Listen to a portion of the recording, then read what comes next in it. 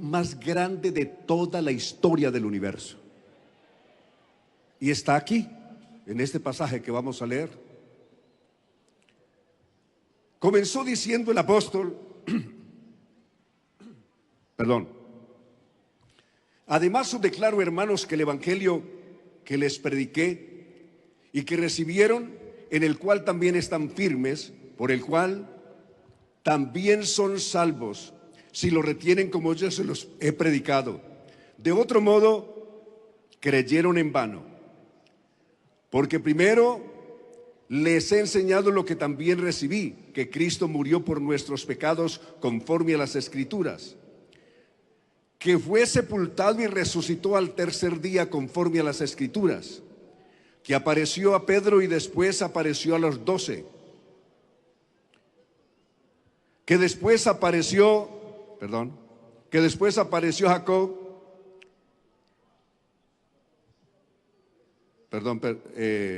desubiqué el texto,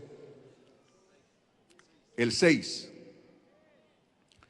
Luego apareció más de 500 hermanos a la vez, de los cuales muchos viven aún y otros ya duermen. Luego apareció a Jacob y después a los 12 apóstoles. Y al último de todos, como aún nacido fuera de tiempo, me apareció a mí también. Pues yo soy el más insignificante de los apóstoles, que no soy digno de ser llamado apóstol, porque perseguí la iglesia de Dios. Pero por la gracia de Dios soy lo que soy, y su gracia para conmigo no ha sido en vano. Más bien, he trabajado con afán más que todos, pero no yo, sino la gracia de Dios que ha sido conmigo. Porque sea yo o sean ellos, así predicamos y así habéis creído. Luego, a partir del verso 12 en adelante, aquí viene el asunto central sobre el que quiero referirme en especial. Ahora bien, si Cristo es predicado como que ha resucitado de entre los muertos, ¿cómo es que algunos de entre ustedes dicen que no hay resurrección de muertos? Verso 13, porque si no hay resurrección de muertos, tampoco Cristo ha resucitado. Y si Cristo no ha resucitado, vana es entonces nuestra predicación. Vana también es la fe de ustedes. Aún somos hallados falsos testigos de Dios, porque ya hemos testificado que de Dios que resucitó a Cristo, al cual no resucitó, si se toma por sentado de que los muertos no resucitan. Porque si los muertos no resucitan, tampoco Cristo ha resucitado. Y si Cristo no ha resucitado, la fe de ustedes es inútil y todavía están en sus pecados.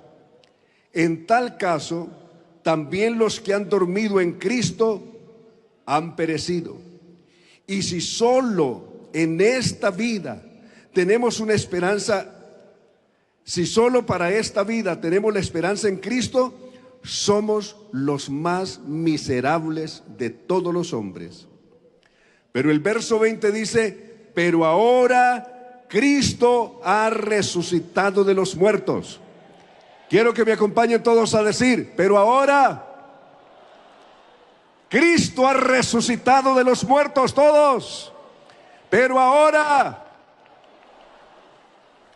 Cristo ha resucitado de los muertos, primicias de los que durmieron es hecho. Amén. Alabanzas al Señor. Tenga la bondad de sentarse y brevemente, ¿qué conexión tengo yo con estos 75 años que se celebra del Evangelio aquí en Antioquia? Brevemente les cuento. En el año 1950, antes, un año atrás, 49, la hermana Lía González, que había viajado inicialmente del eje cafetero a Estados Unidos años atrás, que allí en Estados Unidos conoció el Evangelio del Nombre, que casó con el hermano Crislia, un hombre que había trabajado al lado de nada menos que Albert Einstein, a partir del año 43, desarrollando el sistema atómico que posteriormente traería como resultado el gran proyecto de Manhattan, conocido como el proyecto de Manhattan en el año 45, que son los que desarrollaron las bombas atómicas para destruir a Japón. Y ese físico que trabajó al lado de Albert Einstein y otra cantidad de físicos y científicos venidos de Alemania y otros de Estados Unidos, que trabajaron en este proyecto, que hicieron la primera prueba de esto en Nuevo México en el 16 de julio del año 1945, y que un mes más tarde, un poco más de un mes más tarde, estarían destruyendo Japón, dos ciudades importantes en Japón. Ese hermano Crisla, que después de terminada la Segunda Guerra Mundial, conoció el Evangelio de Jesús con su esposa, la hermana Lía González, en Estados Unidos, y cuando ella conoció el Evangelio dijo: yo necesito llevarle esta noticia a los de mi país. Necesito llevar este mensaje a la gente de mi país en Colombia. Antes de irse a Estados Unidos, ella se había conocido acá con unas personas, que fue el hermano Mario Cadavid y su esposa, la hermana Rosario Zapata. Por lo tanto, cuando ella pensó en regresar a Colombia, en venir a Colombia, pensó en ellos. Y por eso es que en el año 49 ella vino aquí y se puso en contacto con la familia Cadavid Zapata y comenzó a hablarles del Evangelio, de lo que ella recién había recibido. Pero el hermano Rosario, hermano Mario y hermana Rosario no eran casados aún. Comenzó a evangelizarlos, y es así como el año 1950 viajaron a una convención que se hizo en Barranquilla. Y estando allí en Barranquilla en esa convención, el hermano Mario Cadavid y la hermana Rosario recibieron el bautismo del Espíritu Santo. Y esa noche dijeron, le dijo el hermano Mario a la hermana Rosario: nos casamos porque hay que hacernos bautizar en el nombre de Jesús. Y es así como ya se comienza el trabajo aquí. Pero hay un hecho, que al venir en ese año 1950, la hermana Lía llegó aquí después de la convención, y aquí una indígena también había aceptado el Evangelio. Y ella le dijo: necesito buscar a mi familia que está en la región de Urabá, oyendo para Urabá, por Dabeiba, Choromandó, por esos donde hay un resguardo indígena. Y la hermana Lía pues se compadeció de la hermanita y la acompañó, y en ese viaje tuvo la oportunidad de entrevistarse con Arturo Estrada, uno que trabajaba en la que se llamaba la construcción de la trocha en ese entonces a Urabá. Arturo Estrada con su esposa Emiliana Oquendo, que por la gracia del Señor todavía está viva, vive en el barrio popular, y por aquí están sus descendientes, su nieto, hermano Mauricio, en fin. Y el hermano Tobías Velázquez, el abuelo por aquí de nuestro hermano Joan, que oró ahorita aquí por mí para la predicación. De tal manera de que se conocieron con ese grupito allí, y los primeros bautismos entonces en el año 1950 fueron la familia Cadavid, el hermano Arturo Estrada. ¿Qué conexión tengo? El hermano Arturo Estrada fue quien me bautizó a mí. O sea, uno de los primeros bautizados que hicieron parte del grupo de los primeros bautizados en Antioquia, me bautizaría a mí años después. Amén. Entonces, de alguna manera estoy conectado con todo esto. Conocí las personas personalmente que iniciaron la obra en este lugar. Los Cadavid fueron para mí como unos padres todo el tiempo. De alguna manera ellos tuvieron la idea de promoverme al ministerio. Bueno, entonces tengo una conexión con todo lo que ha pasado aquí. Luego, hace 48 años aquí en este estadio, se celebró los 40 años de la iglesia, los primeros 40 años de la iglesia en Colombia. Dios me dio la oportunidad de estar aquí y escuchar por última vez predicar al hermano Domingo Zúñiga, uno de los predicadores insignia de Colombia, de la iglesia en Colombia. Aquí predicó en este estadio. Aquí predicó esa vez el hermano Eliseo Duarte. Para ese entonces también predicó un hermano Ismo, que vino de Estados Unidos, y un hermano Elías Ceniceros, de Puerto Rico, que también predicó aquí, y su predicación fue sobre el cajón del diablo, el televisor, aquí en este lugar. Para ese entonces los cantantes boom que habían eran los Clarines del Rey y el grupo y el dueto Etán, hace 48 años aquí en este lugar, en este mismo estadio.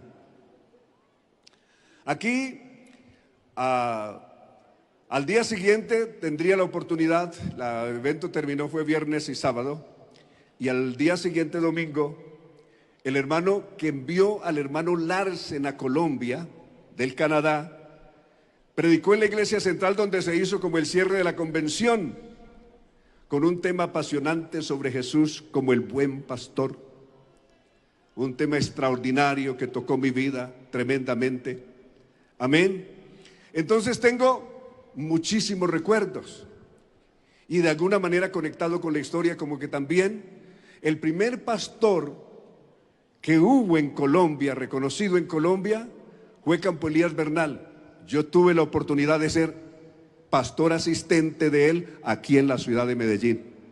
Entonces, de alguna manera estoy conectado con todas las personas a lo largo de estos 75 años del Evangelio en Medellín y en Antioquia, pero también con la historia de los 88 años que el próximo 12 de mayo cumplirá la iglesia en Colombia.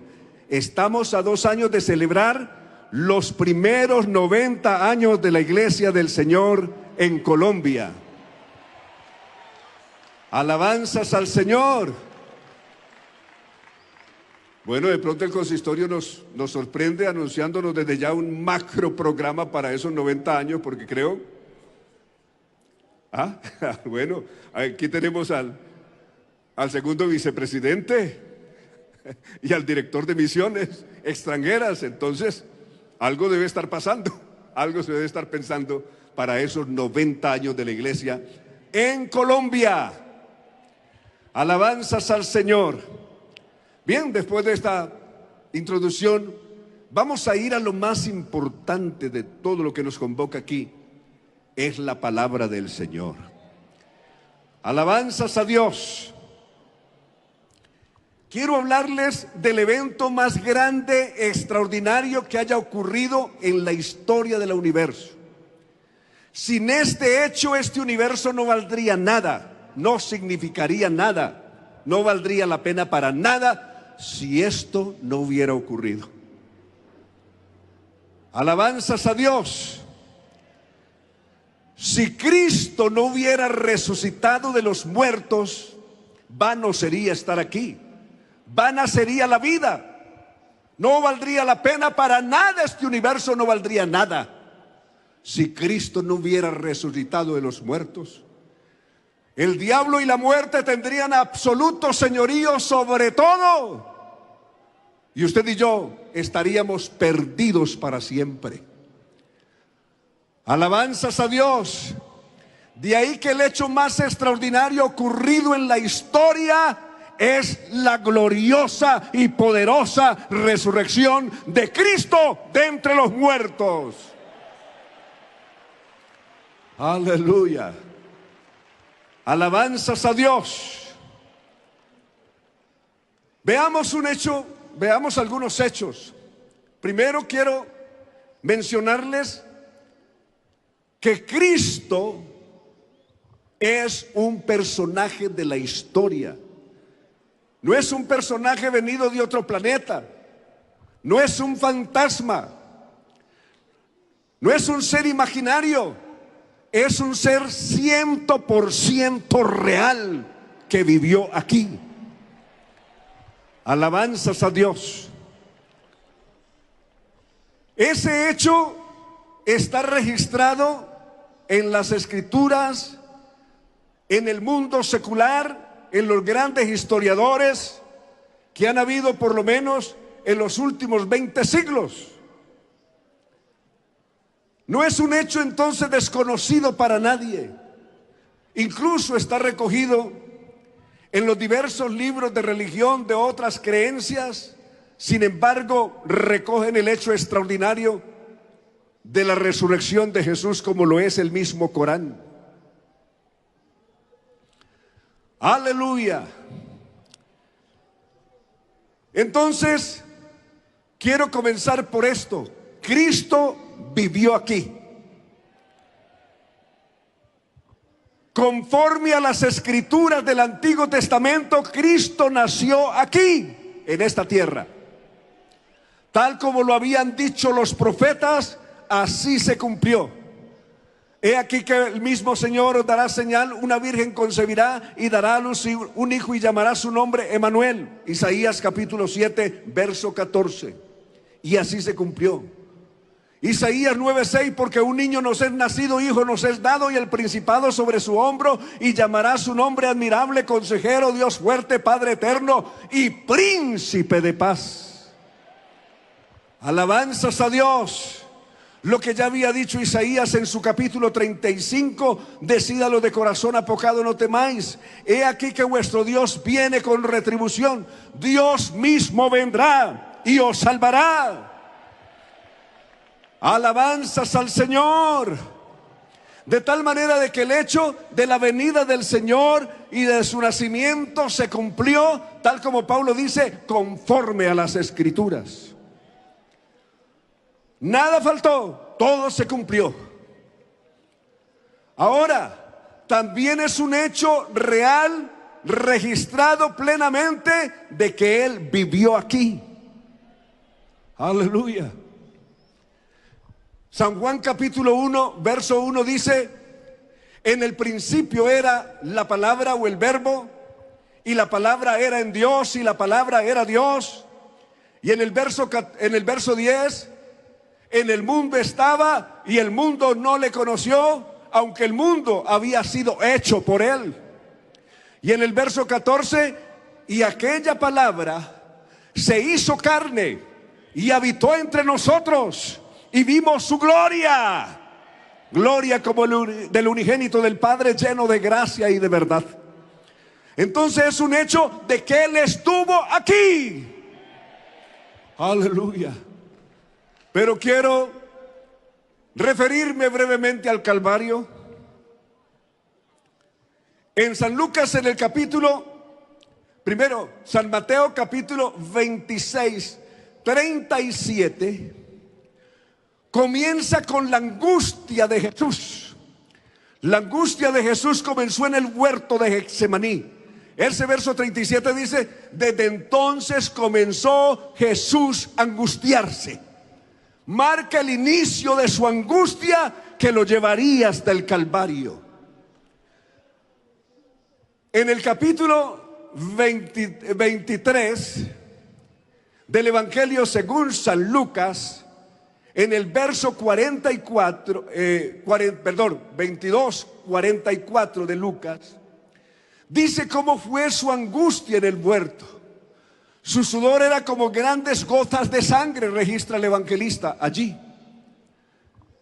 Era tal su dolor. En ese lugar vivió la soledad más grande, pues sus únicos compañeros que allí estaban eran 3 discípulos y se quedaron dormidos. Lo registra el texto allí mientras él oraba. Es decir, en su humanidad estaba en el peor momento, o en el momento más angustioso de toda su existencia aquí en la tierra. Ese día, en ese lugar, no solamente vivió la angustia, sino que vivió la peor traición. Uno de sus discípulos de confianza lo vendió y lo entregó por 30 piezas de plata. Fue apresado esa noche, según San Marcos capítulo 15, del verso 16 en adelante, comienza a registrar todo esto que voy a decir de aquí para allá. Fue apresado esa noche después de ser entregado por uno de sus propios discípulos. Esa noche también fue humillado por los que lo apresaron, miembros del Sanedrín y otras autoridades que se burlaron de él, poniéndole un manto de púrpura, golpeándole la cabeza con una caña, finalmente poniéndole una corona de espinas en la cabeza. Todo eso está registrado ahí en San Marcos y en los otros evangelios. Fue negado, o lo negó aún con maldición, otro de sus grandes amigos y de sus grandes discípulos, como fue Pedro. Todo eso aconteció esa noche. Y finalmente, después de comparecer ante Pilato, ante Herodes, y después de nuevo ante Pilato, fue entregado para ser sentenciado a muerte. Y fue condenado a morir de la peor manera, en el patíbulo peor que podía morir en ese entonces un enemigo del Imperio Romano, que era morir crucificado. Era la muerte más humillante que existía en el mundo de los romanos. Cristo murió de verdad. Primero quiero hacer énfasis en que Cristo murió de verdad. No es verdad lo del docetismo, de que era solamente una apariencia. No, Cristo en un cuerpo de carne y sangre, como usted y como yo, fue al Calvario y murió de verdad. El justo por los injustos, dijo Pedro, para llevarnos a Dios. Siendo a la verdad muerto en la carne, pero vivificado en el Espíritu. Es un hecho real. Cristo murió de verdad. Alabanzas a Dios. Fue comprobada su muerte. La comprobó inicialmente el centurión romano, que cuando lo vio dar su último suspiro en el Calvario, dijo: verdaderamente este hombre era justo, exclamó el centurión. Alabanzas a Dios. Lo comprobaron los soldados romanos, comprobaron de que estaba muerto. Un soldado de esos, para certificarlo, traspasó su costado con una lanza para verificar que de verdad estaba muerto. Había muerto de verdad. Cristo murió por nosotros conforme a las Escrituras. Alabanzas a Dios. Es el hecho que Pablo está resaltando en Primera de Corintios. Cristo murió por nosotros conforme a las Escrituras. De tal manera de que fue un hecho, estuvo muerto de verdad. Ya les había dicho a los judíos y otros que pedían señales insistentes, que señalases para que creamos que tú eres el Cristo. Mateo 12:39. A lo que Jesús dijo: a la generación perversa y maligna no le será dada señal sino la señal del profeta Jonás. Porque como estuvo Jonás 3 días y 3 noches en el vientre del pez, así estará el Hijo del Hombre 3 días y 3 noches en el corazón de la tierra. Entonces es un hecho de que murió. Es un hecho comprobado de que fue sepultado. Alabanzas a Dios, que fue sepultado conforme a las Escrituras. Lo había relatado el profeta Isaías en su capítulo 53 de 1000 maneras. Y otra cantidad de pasajes del Antiguo Testamento habían ya registrado que tenía que cumplirse así la muerte de Cristo Jesús, y que sería sepultado. Alabanzas a Dios. Pero el asunto no queda ahí. Al tercer día ocurre el hecho más trascendental de la historia. Aleluya. Todas las doctrinas de la Biblia son verdad, absoluta verdad. Pero si Cristo no hubiera resucitado de los muertos, ninguna doctrina nos serviría para nada. ¿De qué nos serviría saber que Dios es único? Si Cristo no hubiera resucitado, todos estaríamos perdidos sin ninguna esperanza. ¿De qué nos serviría decir que tenemos emuná, que tenemos fe? Para nada serviría nuestra fe, sería una fe muerta. ¿De qué nos serviría predicar el Evangelio? El Evangelio sería una doctrina, una filosofía muerta, si Cristo no resucitó de los muertos. De tal manera que lo que le da vida a todo, y nos da vida a todos, es la gloriosa resurrección de Cristo de entre los muertos. Y sin esa, nada valdría la pena. Alabanzas a Dios. Aquella vez, en la región de Filipo, hablando con sus discípulos, para abreviar solamente citaré el 16:16 de Mateo, cuando Jesús le dice a Pedro: bienaventurado eres Simón Pedro, hijo de Jonás, porque no te lo reveló carne ni sangre, sino solo mi Padre.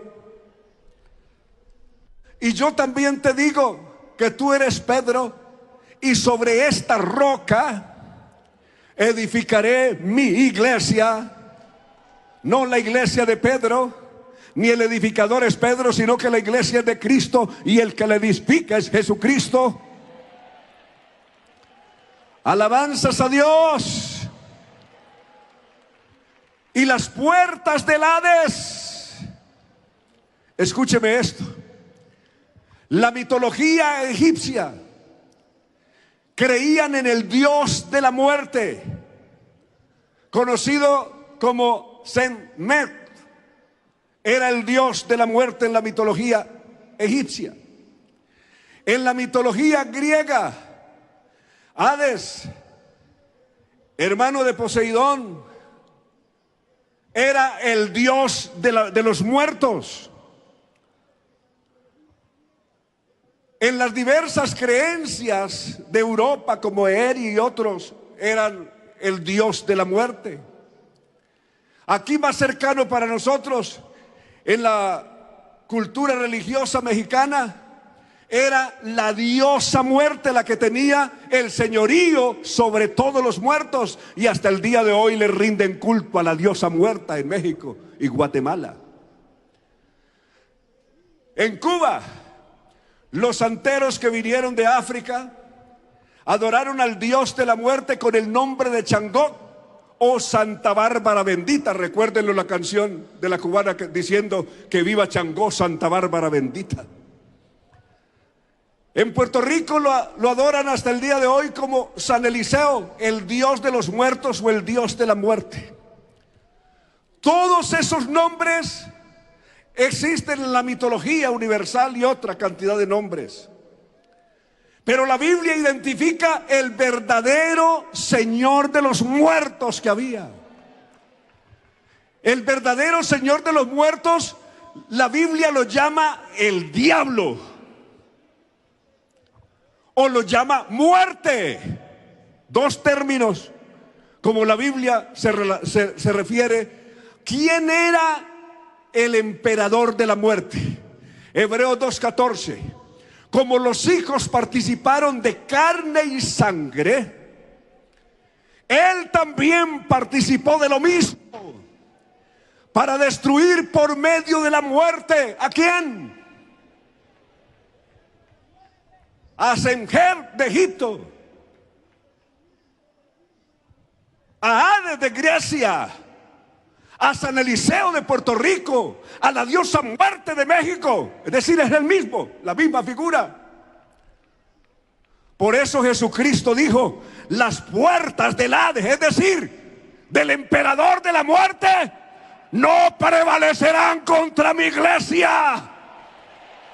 Alabanzas a Dios. El fin del imperio del Dios de los muertos estaba en camino cuando Jesús dijo eso.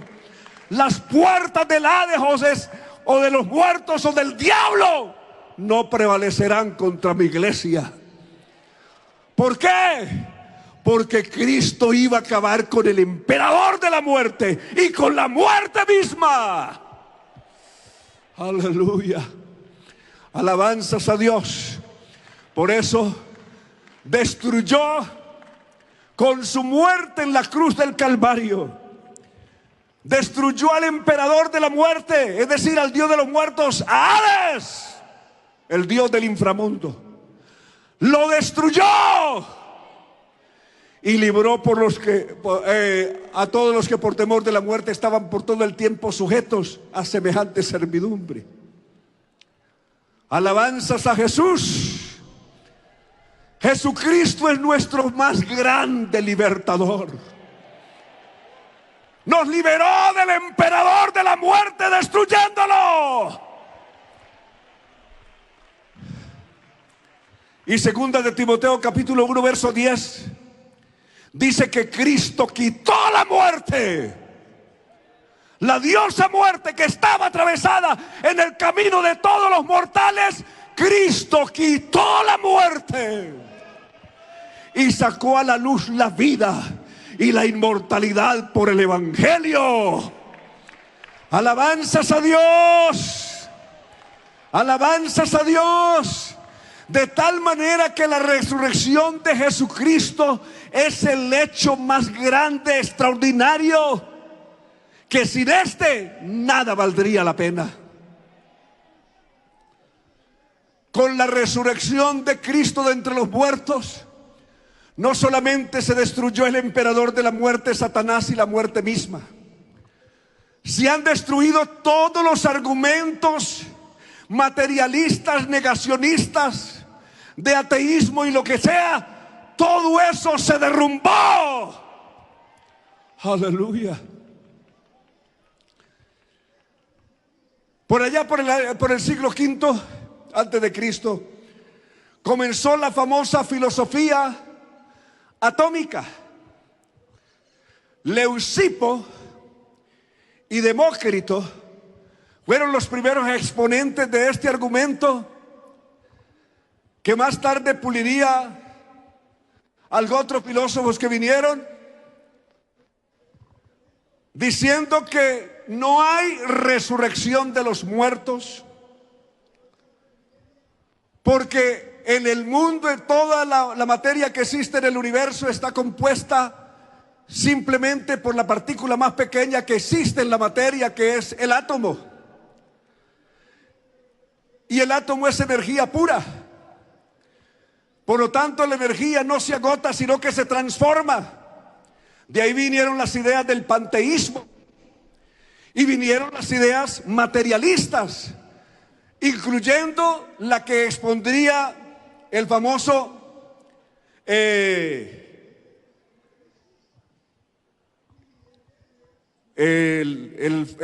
famoso aquel, tanto Pitágoras en su tiempo como Epicurio. Epicurio decía que no hay dioses, no hay vida después de la muerte, todo termina con la muerte. Y ya algo otros habían también dicho atrás, de esa misma época, habían asegurado diciendo que todo lo que hay en el universo es fruto del azar y de la necesidad, pero que no hay Dios ni hay vida después de la muerte. Estoy citando a Diógenes, que dijo eso. Pero todos esos argumentos, los que habían en aquel entonces y los que hay hoy, negacionistas, todos se murieron y se mueren con la resurrección de Cristo de entre los muertos. ¿Qué prueba hay de que hay vida después de la muerte? Jesucristo lo demostró resucitando de los muertos. Aleluya. Alabanzas a Dios. Quiero citarles esto también para que lo tengamos en contexto. Dios escogió de la descendencia de Abraham, de Isaac y de Jacob un pueblo, y los hizo testigos de un hecho. El hecho más grande, ellos fueron testigos de muchas cosas, pero el hecho principal que Dios les dijo que nunca olvidaran fue este de Isaías capítulo 43 verso 10. vosotros sois mis testigos de que yo soy Dios. Antes de mí no fue formado Dios, ni lo será después de mí. Alabanzas a Dios. Dios hizo testigos a los descendientes de Abraham de ese hecho extraordinario de que solo hay un único Dios verdadero. Deuteronomio 4:35. A ti te fue mostrado para que supieses que Dios es Dios arriba en el cielo, abajo en la tierra y debajo de la tierra, y no hay otro. Y en el verso 39 de ese mismo capítulo 4, aprende pues hoy y reflexiona en tu corazón que Jehová es Dios arriba en el cielo, abajo en la tierra, y fuera de él no hay Dios. Alabanzas a Dios. Alabanzas a Dios. Alabanzas a Dios. Y la tremenda declaración de la Shemach de Deuteronomio 6:4. Llama a Israel Adonai Elohim Adonai Echad. Oye Israel, el Señor nuestro Dios, el Señor es único. Aleluya. Alabanzas a Dios. Alabanzas al Señor. De ese hecho extraordinario y en esa revelación extraordinaria descansó la fe de los patriarcas y de todos los santos del Antiguo Testamento. Dios los hizo testigos de ese hecho. Pero existen unos testigos que no solamente son un pueblo como el caso de Israel, sino unos testigos universales. Dios habló después no de una nación como testiga, sino en todo el mundo existiríamos testigos del más grande hecho, del más grande acontecimiento. Alabanzas a Dios. La resurrección de Cristo no es que alguien se inventó esto que resucitó. Como en Mateo 28:11, cuando le pagaron mucho dinero a la guardia romana que habían puesto para que guardiara la tumba de Jesús. Pero cuando se dieron cuenta los sacerdotes y líderes religiosos que Cristo había resucitado, quisieron esconder esto pagándole mucho dinero a la guardia para que dijera que eran los discípulos que habían venido y habían robado su cuerpo. Pero toda mentira que se dice, que se diga, por algún lado se le ve su terrible desnudez. No hay cómo arroparse o cobijarse con una mentira. Aleluya. Ellos dijeron, el mensaje que les dijeron o que tenían que decir es: una guardia romana entrenada para eso, para prestar ese tipo de servicio de vigilancia. 16 hombres fornidos, entrenados para la guerra cuerpo a cuerpo. Y salgan con el cuento de que los discípulos habían venido y habían robado el cuerpo de Jesús mientras todos ellos estaban dormidos. Ahí quedó la mentira. Si todos ellos estaban dormidos, ¿cómo se dieron cuenta que eran los discípulos? El argumento se cae por sí solo. Alabanzas a Dios. Todos los argumentos como ese y todos los demás que han venido en contra de este hecho trascendental de la resurrección de Cristo se caen por su propio peso. Porque la verdad irrefutable es que Cristo está vivo. ¡Cristo vive! A ver, ¿para cuántos Cristo está vivo? Aleluya. ¿Qué cosas Jesús, antes de ascender al cielo, en Hechos capítulo 1 le dijo a sus discípulos: quedaos en Jerusalén hasta que seáis revestidos con poder desde lo alto, porque vosotros seréis bautizados con el Espíritu Santo dentro de no muchos días. Y vendría el testimonio más grande, el testimonio universal.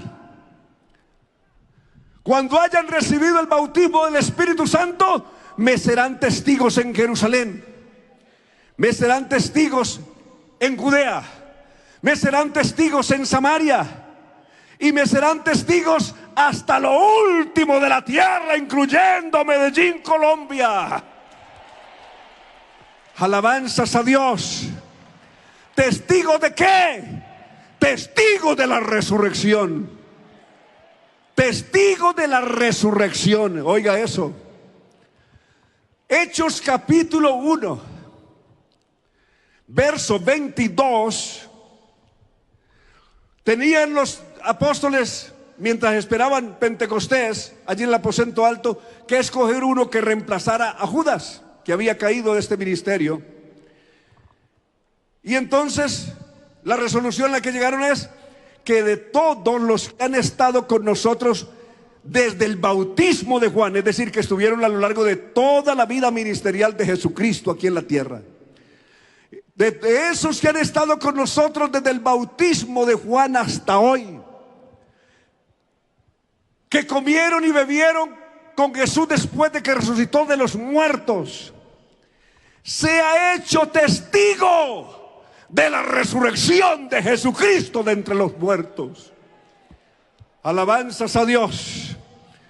Se requería, es decir, lo más urgente que se necesitaba es personas que tuviesen un testimonio irrefutable, que pudieran testificar con toda claridad de que Cristo de verdad había resucitado de los muertos. Alabanzas a Jesús. Ahora, en el libro de los Hechos, cuando pienso en el libro de los Hechos, en el capítulo 10, se me viene a la mente, de alguna manera, lo que pasó en el año 1989 cuando cayó el muro de Berlín.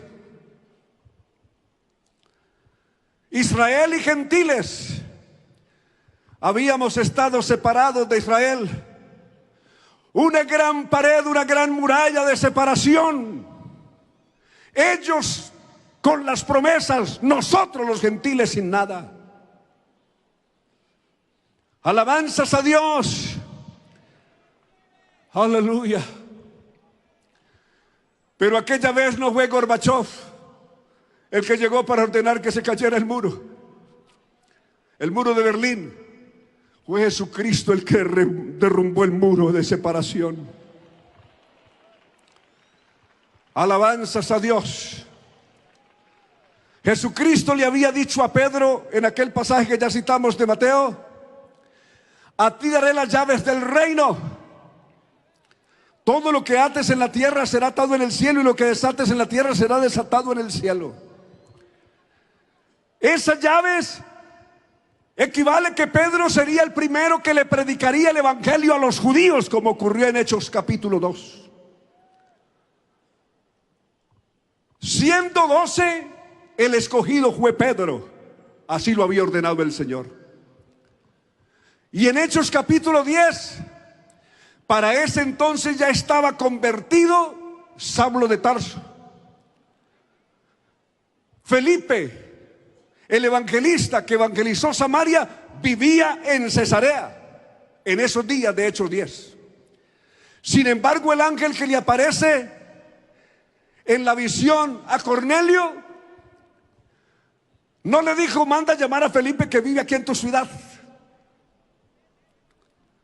Ni le dijo: manda a llamar a Saulo de Tarso que está recién convertido. Sino que le dijo: manda hombres a Jope y haz venir a un hombre que se llama Simón Pedro, que está hospedado en la casa de otro Simón llamado Simón el Curtidor. Hazlo venir y él te dirá lo que es necesario que hagas. Alabanzas a Dios. De ahí que, no dependiendo de la voluntad de Pedro, Pedro por su propia voluntad jamás habría ido allí. Jamás habría entrado en la casa de un gentil, como lo dijo en el verso 28. Vosotros sabéis lo abominable que es para un judío entrar en la casa de un gentil. Entonces él no entró por su propia voluntad, ni fue allí por su propia voluntad. Dios le ordenó que fuera. 10:17. El Espíritu Santo le dijo a Pedro: esos hombres que vienen enviados de Cornelio, y le dijo: ve con ellos sin dudar. Le ordenó el Espíritu Santo que tenía que ir. Y el llamado que recibió también por los hombres de Cornelio era una orden de autoridad. Cornelio era una autoridad de tal manera que Pedro no podía rehusarla. El ángel le dijo: venir a Pedro. No le mandes una invitación formal. Si quiere venir, Pedro, usted quisiera venir aquí por mi casa. No, hazlo venir. Si quiere venir, viene. Si no quiere, igual viene. Aleluya. Alabanzas a Dios. Y Él te dirá lo que es necesario que hagas. Por eso Pedro ese día en la casa de Cornelio dice: ahora entiendo, verso 34 en adelante del capítulo 10. Pedro dice que, la Biblia dice que Pedro comenzó a hablar diciendo: ahora entiendo que Dios no hace acepción de personas, sino que en todo lugar se complace del que le teme y hace justicia. Dios envió mensajeros al pueblo de Israel diciéndoles que creyeran en aquel que habría de venir. Esto es en Jesús, el cual es Señor de todos. Ese verso 36 es tremendo. Ese Jesús es Señor de todos. Es Señor arriba en el cielo, abajo en la tierra y debajo de la tierra. Es Señor en el pasado, en el presente y en el futuro. Él es Señor de todos.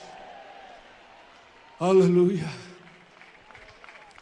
Vosotros sabéis todo lo que se divulgó por la tierra de Judea o de Galilea después del bautismo que predicó Juan.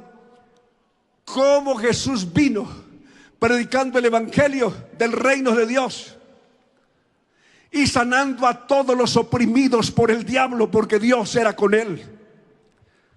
Alabanzas a Dios. A este lo entregaron los principales gobernantes del pueblo y lo crucificaron. Pero Pedro dice: no se quedó muerto. Al tercer día se levantó de entre los muertos. Y nosotros somos testigos. Dios previamente había ordenado un grupo de hombres y mujeres que serían testigos presenciales de este hecho irrefutable. Nosotros comimos y bebimos con Él después de que resucitó de los muertos. Y nos mandó que predicásemos al pueblo que Él es el que Dios ha puesto por juez de vivos y muertos. Y de este dan testimonio todos los profetas, que todos los que en Él creyeren recibirán perdón de pecados por su nombre. Aleluya. Cuando aún Pedro estaba diciendo eso, el muro se cayó. Aleluya. A ver, gritémoslo todos. El muro se cayó.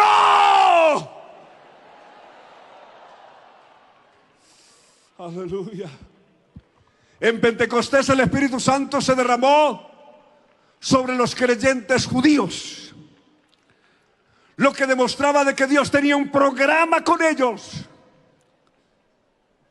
A esa altura los discípulos mismos no creían que Dios tenía un programa también con los gentiles. Pensaban que esa barrera, esa muralla seguía en pie. Pero en Hechos 10 esa muralla se derrumbó. Cuando Pedro está diciendo eso, el Espíritu Santo cayó sobre todos los que estaban ahí, Cornelio y todos los suyos.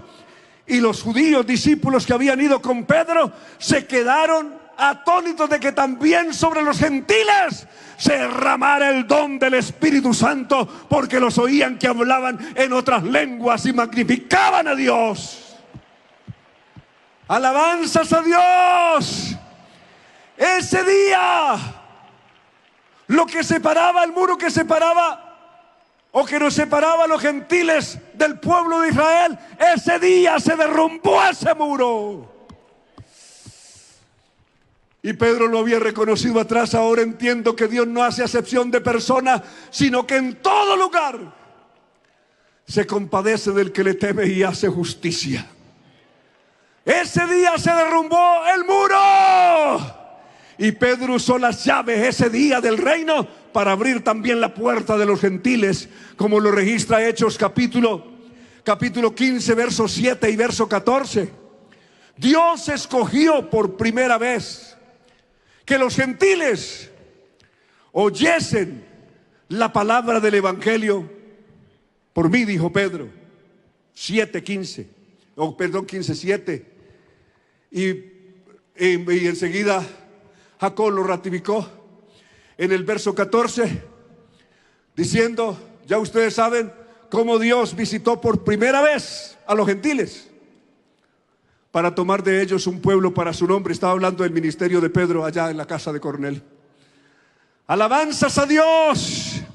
De tal manera de que ese día no solamente Israel sería testigo de que Dios es único y que antes de Él no hay Dios ni después de Él. Aleluya. Y que Dios es el único Salvador. Y ese Dios único y Salvador fue el que se manifestó en carne. Porque si Jesucristo no fuera el mismo Dios, no pudiera salvarnos. Porque el único Salvador en la Biblia es Dios. Dios mismo vendrá y os salvará. Vosotros sois mis testigos. Lo que dijo en Isaías 43:13, de que yo soy Dios y que yo soy vuestro Salvador. El único Salvador en la Biblia es Dios. Jonás en el vientre del pez, la salvación pertenece a Jehová. Dios es el único Salvador. Si Jesucristo no fuera el mismo Dios manifestado en carne, no podía ser nuestro Salvador. Sería un impostor, un extraño, un falso, pero no nuestro Salvador. Alabanzas a Dios. Si Jesucristo no es el único Dios, no hay salvación entonces. Alabanzas a Dios. Pero Jesucristo es nuestro único y gran Dios. En la creación, antes de la creación, en toda la eternidad pasada, en toda la historia de los patriarcas, de los profetas, en toda la historia de los apóstoles, y es nuestro único y gran Dios en toda la historia de la iglesia, incluyendo estos 75 años de la historia de la iglesia de Dios aquí en Antioquia. Jesucristo es el único Dios verdadero. Aleluya. Porque el que descendió, si no fuera Dios, ¿de dónde iba a descender? El que descendió es el mismo que también subió por encima de todos los cielos para llenarlo todo. Aleluya. Pero quiero citar así brevemente estas cositas, pruebas irrefutables de la resurrección de Jesús. Algo otras pruebas irrefutables de la resurrección de Jesús. Por ejemplo, en San Juan capítulo 16, verso 7, Jesucristo dijo: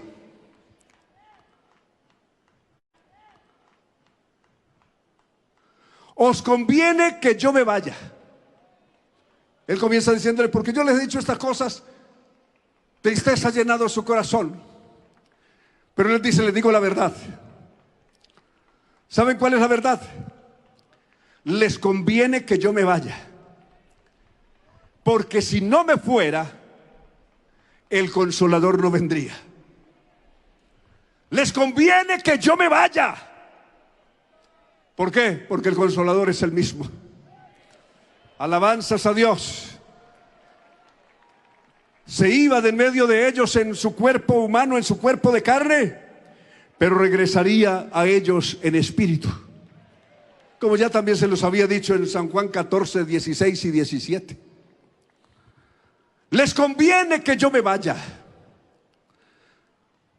Se fue, y una prueba de que volvió, y es el mismo, la va a citar Pedro como un hecho irrefutable en Hechos capítulo 2, en el gran discurso de Pentecostés. Del verso 29, 2:29 de los Hechos. Quiero leer textualmente esta pieza del Evangelio porque es extraordinaria. Aquí está involucrado el Salmo 16, entre otros. Hermanos, verso 29. Les puedo decir confiadamente que nuestro padre David murió y fue sepultado, y su sepulcro está con nosotros hasta el día de hoy. Está citando el Salmo 16:8 en adelante. Siendo pues profeta y sabiendo que Dios le había jurado con juramento de que se sentaría sobre su trono como uno de su descendencia, viéndolo antes habló de la resurrección de Cristo, que no fue dejado o abandonado en el Hades, es decir, a disposición del Dios de la muerte, ni su cuerpo vio corrupción. A este, verso 32, a este Jesús lo resucitó Dios, de lo cual todos nosotros somos testigos.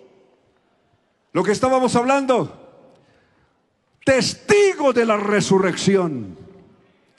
Así que exaltado por la diestra de Dios y habiendo recibido del Padre la promesa del Espíritu Santo, ha derramado esto que ustedes ven y oyen. Le está diciendo a toda la multitud, miles que había en ese día de Pentecostés: esto de lo que ustedes acaban de presenciar aquí, el derramamiento del Espíritu Santo profetizado por Joel 2:28 en adelante, y cumplido hoy, es una prueba irrefutable de que Jesús está vivo. Porque está vivo, ha derramado esto que ustedes ven y oyen. Y una prueba aún hoy que Jesucristo sigue vivo es que sigue bautizando con su Espíritu Santo. Si usted asiste a una iglesia donde predican un mensaje distinto, sálgase de esta iglesia ahora, como quien huye de una serpiente venenosa. Una iglesia donde no se predica la resurrección de Jesucristo, y que la prueba irrefutable, una de las pruebas irrefutables de la resurrección de Cristo es el bautismo del Espíritu Santo. Salga de esa iglesia ahora. Aleluya. Es una iglesia muerta y próximamente podrida. Aleluya. Porque una de las pruebas irrefutables de que tenemos al Cristo vivo es que sigue bautizando con el Espíritu Santo. Alabanzas a Dios. ¿Cuántos somos testigos de esta evidencia extraordinaria? A ver, un gloria a Dios de todos los que tenemos esta evidencia extraordinaria. ¡Más fuerte! Si usted ha recibido el bautismo del Espíritu Santo, usted tiene un testimonio irrefutable de que Jesucristo está vivo. Aleluya. Aleluya. Aleluya. Y voy a citarles otro hecho irrefutable. Este hecho que citamos aquí fue tan elocuente y extraordinario que 3,000 de esos que oyeron ese testimonio terminaron diciendo: varones hermanos, ¿qué haremos?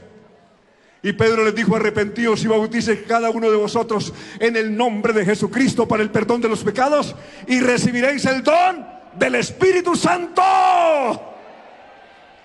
Aleluya.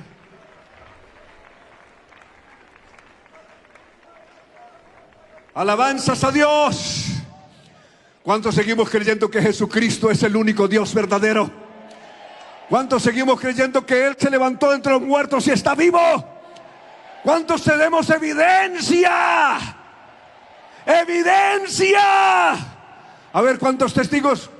No presenciales, pero sí evidenciales sabemos aquí de que hemos recibido el bautismo del Espíritu Santo. Alabanzas a Dios, que Cristo está vivo. Usted y yo somos testigos. Aleluya. ¿Puede adorar al Señor? Aleluya. Otra prueba irrefutable que quiero ya referir en esta parte final, la vamos a encontrar en el capítulo 4 del libro de Hechos. En el capítulo 3 ocurre un hecho extraordinario que llenó a Jerusalén de asombro. Un hombre que había tenido una malformación de sus extremidades inferiores y nació con ese problema.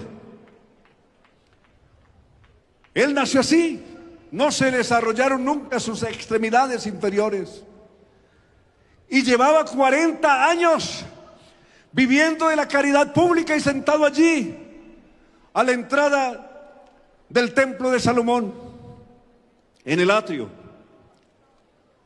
Y ya recuerdan lo que pasó en Hechos 3. Pedro y Juan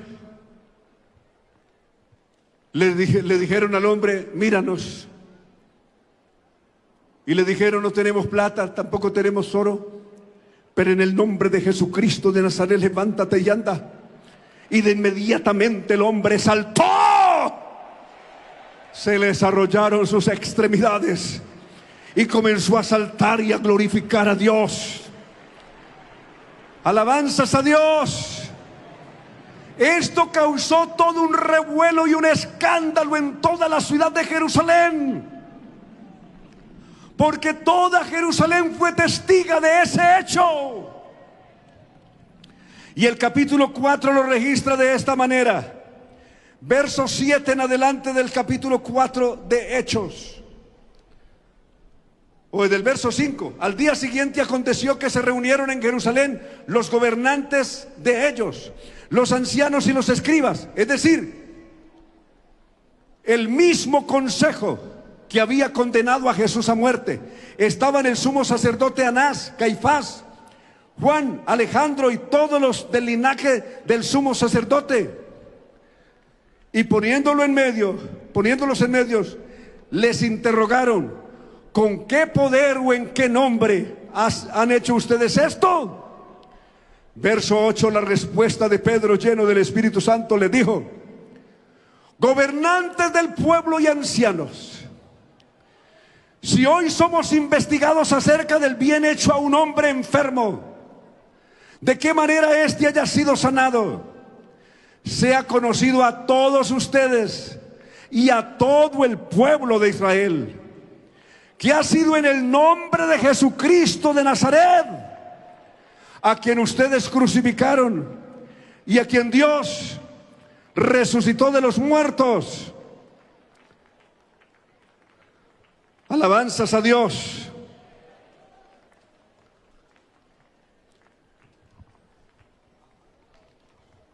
Verso 9.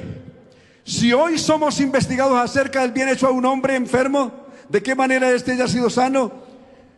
En el verso 11 dice: este Jesús, ¿cómo recibió ese hombre esa sanidad? Ese Jesús a quien ustedes crucificaron, Anás, Caifás y ustedes lo condenaron a muerte, ese Jesús ha resucitado de los muertos. Y hay una prueba irrefutable de que está vivo Jesús. Por la fe en ese nombre, en el nombre de Jesús, este hombre está en vuestra propia presencia sano. Alabanzas a Dios. Alabanzas a Dios. Y el verso 12 les dijo, el gran verso ese, extraordinario: y en ningún otro hay salvación. En ningún otro hay salvación. Para los judíos, el único salvador era Dios. Y aquí Pedro está diciendo, en ningún otro hay salvación. Porque no hay otro nombre debajo del cielo dado a los hombres en el que podamos ser salvos. Alabanzas a Dios. Y luego, en el verso 13 dice, y viendo la valentía de Pedro y de Juan, y teniendo en cuenta que eran hombres sin letras, indoctos, se asombraban y los reconocían que habían estado con Jesús. El verso 14, pero ya que veían de pie con ellos al hombre que había sido sanado, es decir, la evidencia irrefutable está ahí, está parado con ellos ahí. El hombre que fue sanado está ahí. Había una prueba irrefutable de que Jesús está vivo. Y es que el hombre en el que había ocurrido el milagro está ahí. No tenía nada que decir en contra, dice el verso 14. Es decir, les taparon la boca. Dios le tapó la boca a los mismos que habían condenado a Jesús a muerte. Entonces les mandaron que salieran fuera del Sanedrín. Y entre tanto que ellos salieran, deliberaban entre sí diciendo, verso 16, ¿qué hemos de hacer con estos hombres?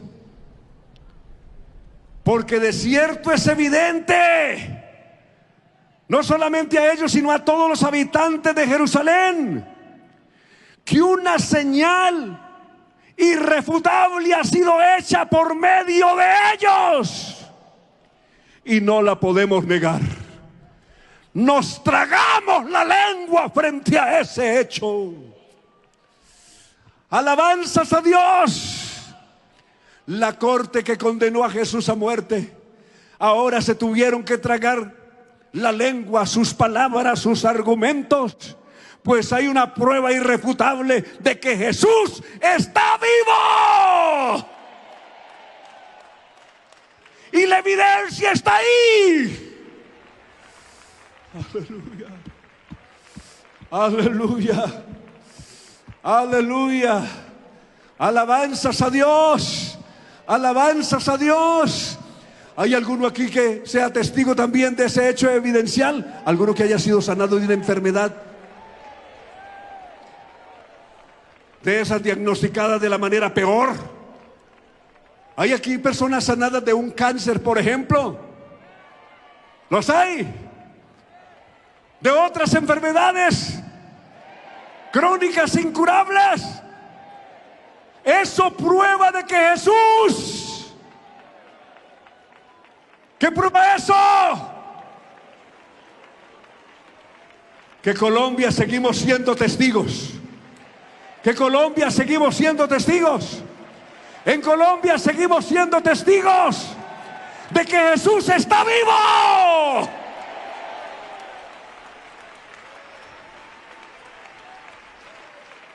Porque si Jesús se hubiera quedado muerto, todos los muertos que durmieron en Cristo estarían perdidos. La predicación del Evangelio sería la más grande tontería. Dar testimonio de Dios, de que Dios resucitó a Cristo entre los muertos, seríamos un montón de falsos testigos que mereceríamos ser enjuiciados por falsos mentirosos. Alabanzas a Dios. Todos nuestros hermanos que han dormido a lo largo de 75 años en Antioquia estarían perdidos si Cristo no resucitó de los muertos. Alabanzas a Dios. En ese argumento a la inversa, respondiendo ese argumento a la inversa con una deducción lógica. Si los muertos no resucitan, tampoco Cristo resucitó. Y si los muertos no resucitan, vana es entonces nuestra fe, vana es nuestra predicación. Aún estamos en nuestros pecados. Los que durmieron en Cristo se perdieron.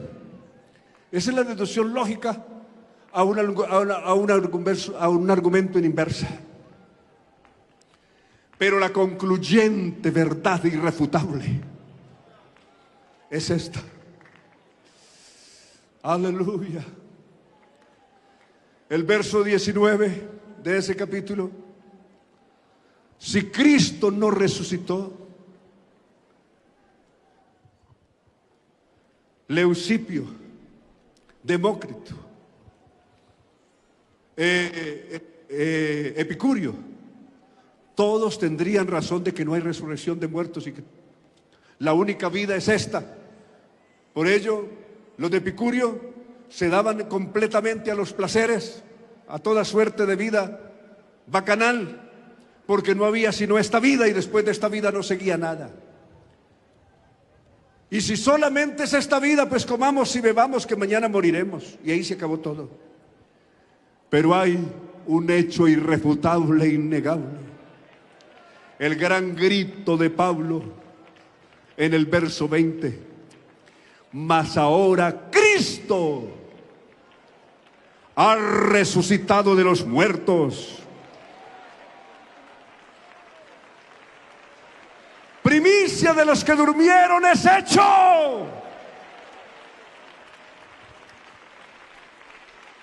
Porque así como en Adán todos mueren,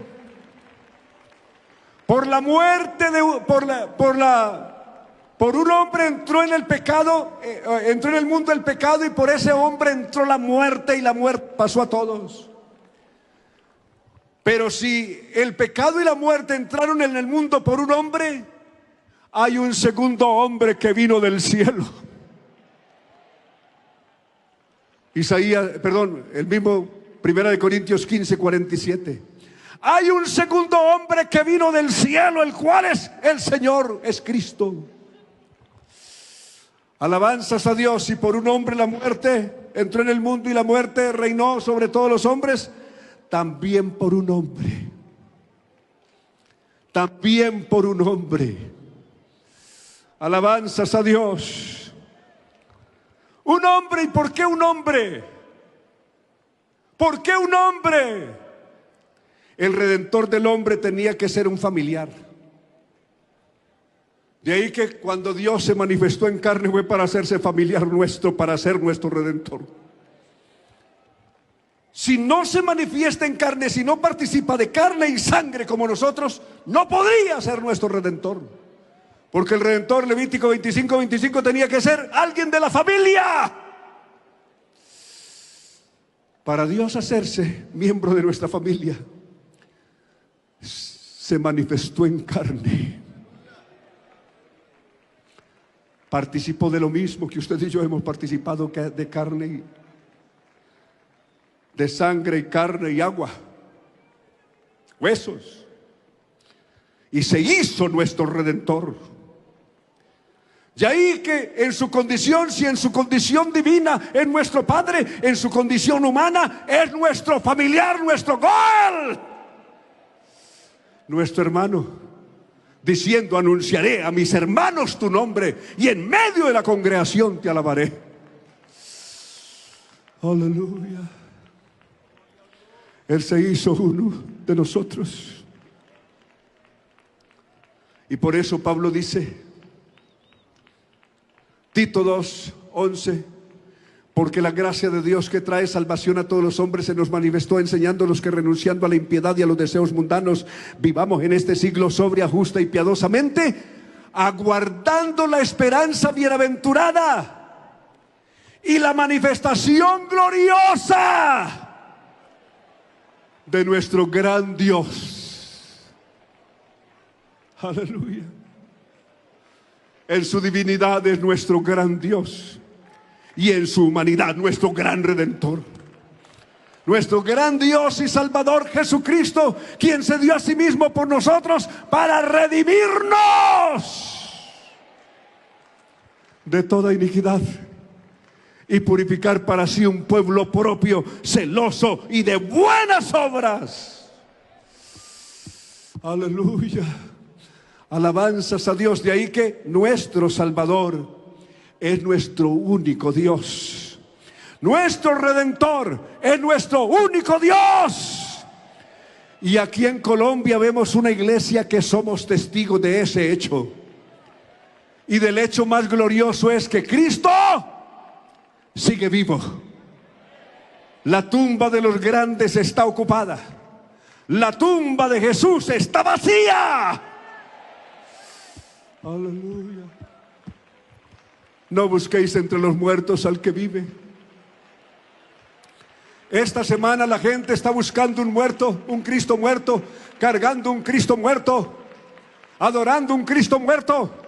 Pero nosotros no estamos cargando aquí a nadie. Él nos carga a nosotros con su gran poder y por su enorme misericordia nos ha levantado del polvo, nos ha hecho sentar con los príncipes de su pueblo.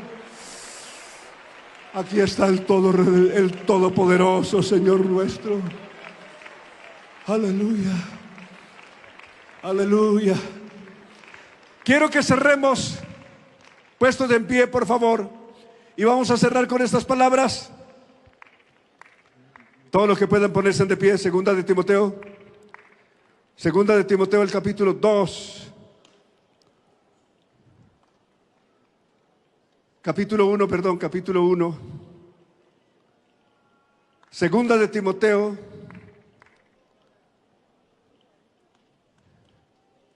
el capítulo 1 y el verso 8. ¿Estamos? Le dice Pablo a Timoteo: no te avergüences. ¿De qué no se debe avergonzar? No te avergüences. No te avergüences. Iglesia, no te avergüences. ¿De qué no nos debemos de avergonzar?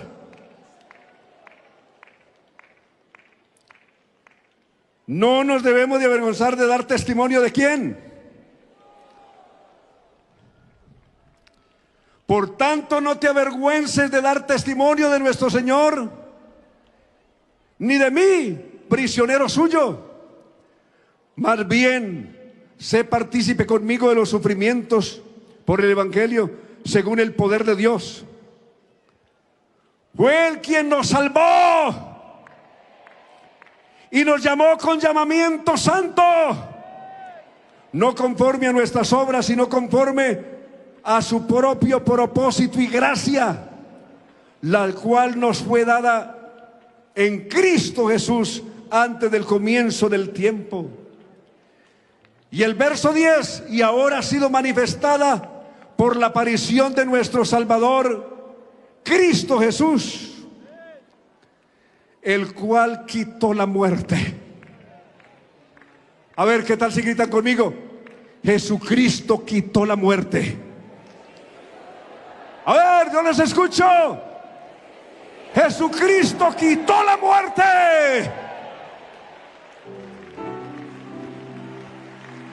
Les oigo. Otra vez les oigo. Jesucristo. Jesucristo. ¿Y qué hizo? Y sacó a la luz la vida y la inmortalidad por el Evangelio. Si no fuera por la resurrección de Cristo, todos eternamente estaríamos perdidos. Pero Cristo quitó la muerte. Otra vez les oigo. ¿Cuántos hay aquí que necesitan ser sanados? Si quitó la muerte, quitará tu enfermedad. ¿Cuántos hay aquí que necesitan ser libres? Si quitó la muerte, quitará también tus cadenas y tus ataduras ahora. Y si Cristo resucitó de los muertos, Él sigue bautizando con el Espíritu Santo ahora. ¿Cuánto lo creemos aquí?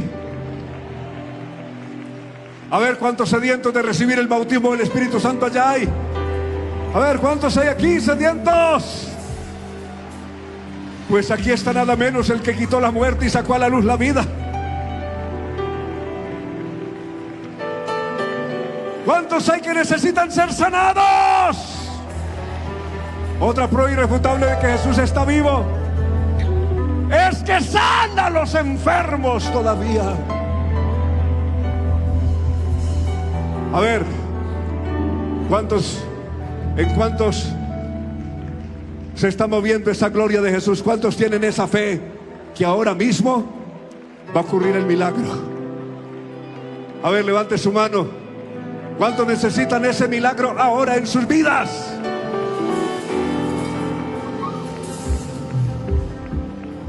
Aleluya. No se desconcentre. Allí donde está. Aquí no tenemos un altar para llamarlos acá, pero Jesucristo está allá. Jesús está ahí en esa grada.